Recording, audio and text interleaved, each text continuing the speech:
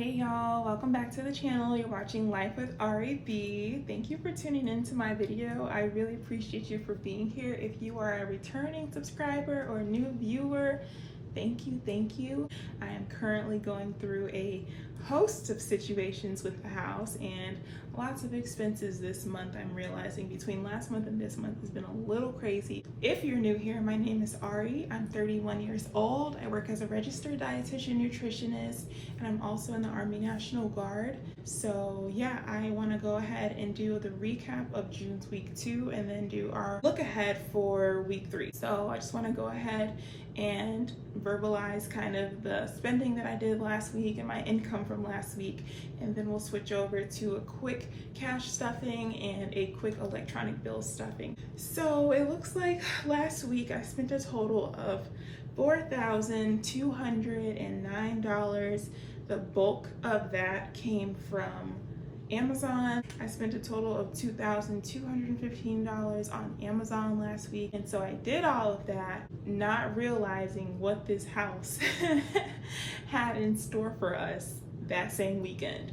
So, as I am planning and preparing to make upgrades to the basement and finally get it finished, and we're working on getting the gutters replaced this Friday, and then I had the contractor out this past weekend to put drywall up in the basement to finally start finishing some of the unfinished spaces, because the basement I think is great living space down there. It's a second bathroom down there, so I'm just making upgrades to make it more comfortable and more functional for us. Friday night to Saturday night, there was a horrible number of storms, and we got hit with some pretty heavy rain, and water flooded into our basement. So we actually don't know if water flooded into the basement, if there was a source that we were unable to find, or if water backed up from underneath. But eventually there was sewer backup in the basement, and that was a good 2 to 3 inches.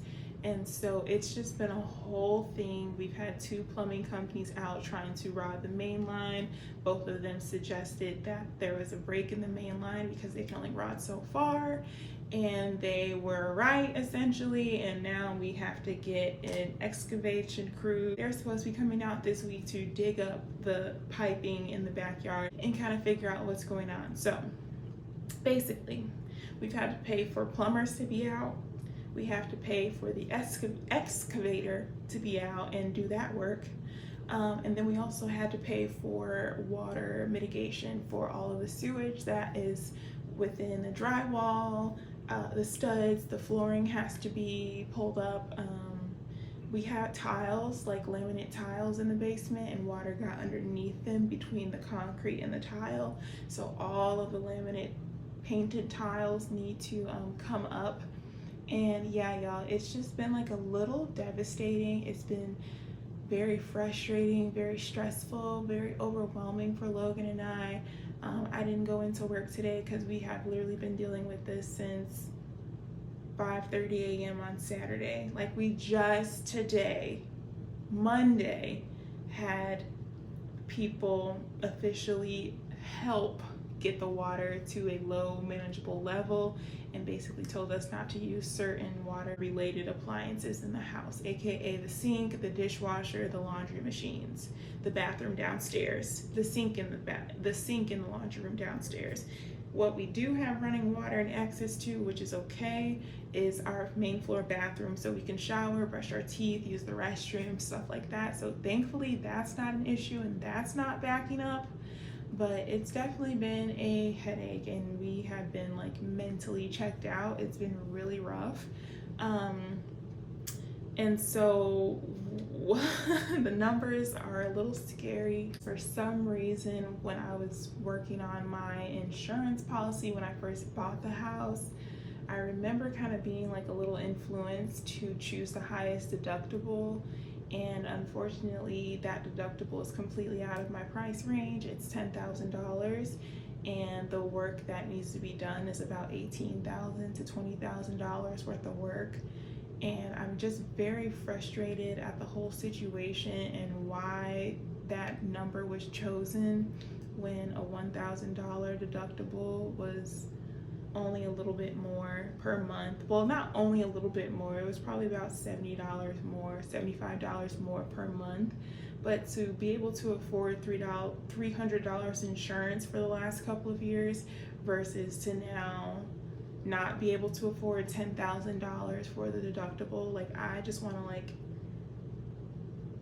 I'm kicking myself, because as a homeowner, like there's just definitely certain things that make sense and that I should have paid more attention to. So I'm just kind of like really beating myself up about some of the things that I allowed to influence my decision when I was getting the house and that sort of thing. So it's just like I gotta keep my head up, just keep it pushing. It is what it is. Obviously I can't change the policy after the damage was done, and now it's like we're just kind of working through financing options to basically be able to cover what we can.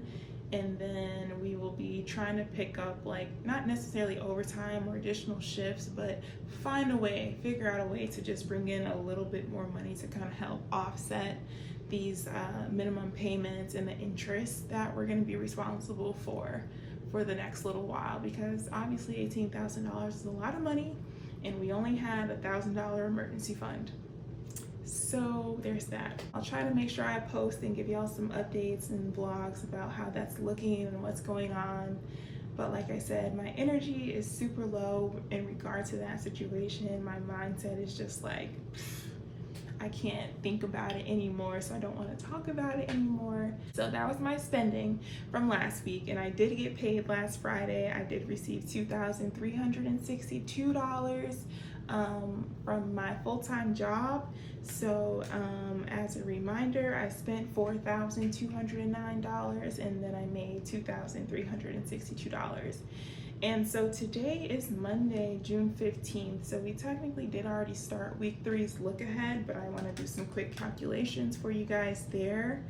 I'm just gonna do like the electronic bills for the anticipated spending and then add on what I actually spent yesterday. We had $53 phone bill, $15 Prime, $106 water bill, $40 Chase credit card. So my anticipated spending for this week was $214 for electronic bills. And then yesterday, Sunday, I got Starbucks for Honey and I for $13. We had to pay $235 for the emergency plumber, and then I paid the contractor $200 for labor.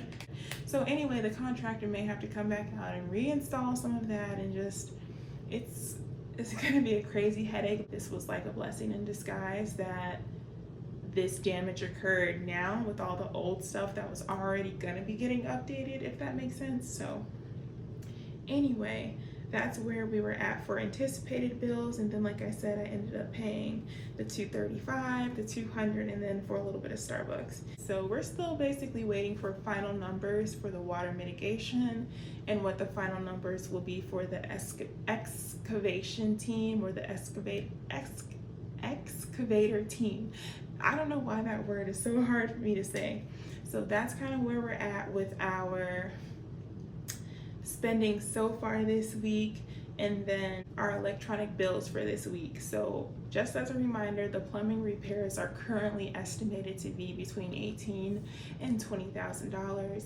And I unfortunately have a high $10,000 deductible. Then we're just gonna have to go through financing options because of a dumb decision that I made. So do not be like me. If you can avoid having a high deductible and just pay a little bit more of a monthly premium, highly recommend, because I would have been able to manage just fine with a $1,000 or $2,000 deductible using my emergency fund, and then we wouldn't have such a huge headache and I wouldn't have hits to my credit and inquiries.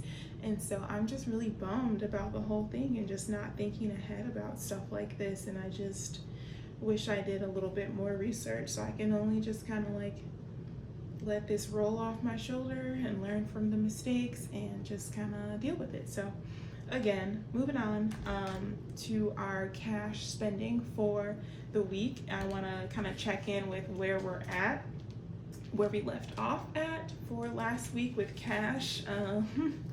We're not in a great spot. I think I pretty much told you guys the only category that I did not touch very much was self-care. Everything else is overspent. I do have some money to take back to the bank still, but self-care so far, she still has $80 untouched from week 1 and week 2, and we're moving into week 3. And then shopping, we have $40 remaining in here.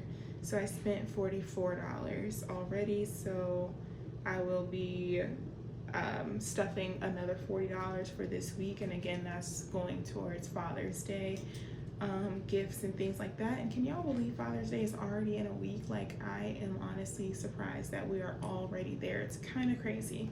So let's go ahead and get to stuffing. I'm gonna go ahead and shift my camera angle over so y'all can see. Okay, so we are going to go ahead and stuff our electronic bills. So first off, we have our phone bill, which is $53.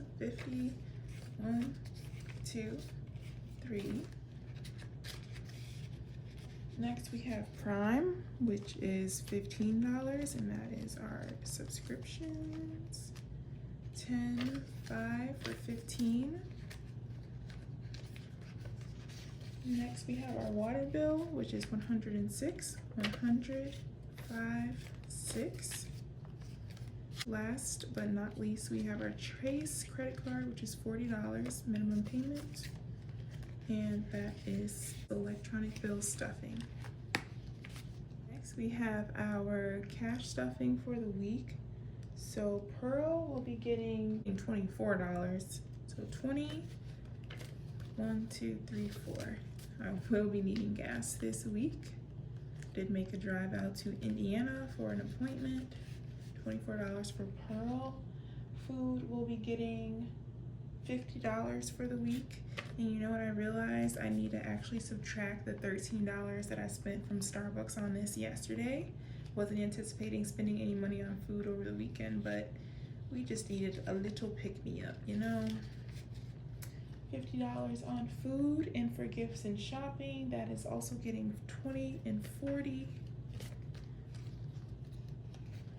So we're at 120 now for Father's Day. And then self-care is getting its usual 40.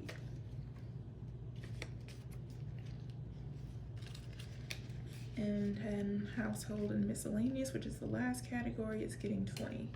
That's where we are with cash, you guys. So I did reset my binder, refill my binder despite overspending, so I can just basically track more realistically. Last but not least, coins. Not a lot of coins, not a lot going on here, but there you have it. I don't know when we will actually reach the top where nothing else can go in here, but I'm looking forward to it and getting that money taken to the bank.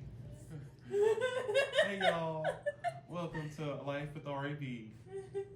What'd you say about my boyfriend is Welcome terrible? back to another budgeting video. My boyfriend is terrible at budgeting. Okay, and that is all we have for today. So thank you guys so much for watching. I really appreciate it, and thank you for listening to me vent about my home ownership issues. It is not a good time for us right now, but we will prevail. Thank you again for tuning into this week's budget video. I appreciate you guys so much. Y'all take care. Bye.